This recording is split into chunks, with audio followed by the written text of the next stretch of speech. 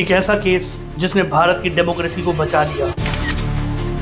एक केस ऐसा जिसने 1960 से 70 के दशक में हो रहे दो मेजर पार्टीज के बीच के पावर स्ट्रगल को हमेशा के लिए रीडिफाइन करके रख दिया। मेरा नाम है सिद्धार्थ और आप देख रहे हैं योर टर्न भारत। अब भारत की बारी है। ये कहानी है 1973 केशवानंद भारती केस की, जिसमें स्वामी केशवानंद भारती जो एडनीर मठ जो कि केरल में स्थित है उसके हेड थे, उन्होंने केरला के लैंड रिफॉर्म्स एक्ट 1963 को सुप्रीम कोर्ट में चैलेंज किया, क्योंकि इन लैंड रिफॉर्म्स एक्ट की वजह से गवर्नमेंट ने मठ की जमीन को एक्वायर कर लिया था और इसकी वजह से मठ की इनकम पे भी असर पड़ा था।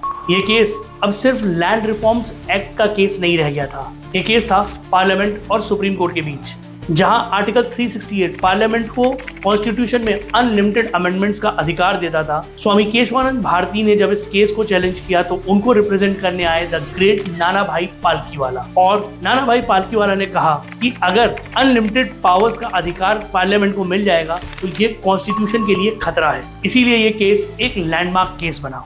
ये केस अब केवल लैंड का नहीं था, बट इस बात का हो चुका था कि क्या पार्लियामेंट फंडामेंटल राइट्स को अमेंड कर सकती है या नहीं, क्योंकि इस केस में आर्टिकल 14, आर्टिकल 19F, आर्टिकल 25 और आर्टिकल 26 का क्लियर वायलेशन हो रहा था। 13 जजेस की बेंच ने 7:6 की मेजॉरिटी के साथ ये फैसला दिया कि जहां पार्लियामेंट को फंडामेंटल राइट्स में अमेंडमेंट करने का भी अधिकार है, वहीं कॉन्स्टिट्यूशन के फाउंडेशनल स्ट्रक्चर यानी बेसिक स्ट्रक्चर को चेंज नहीं किया जा सकता।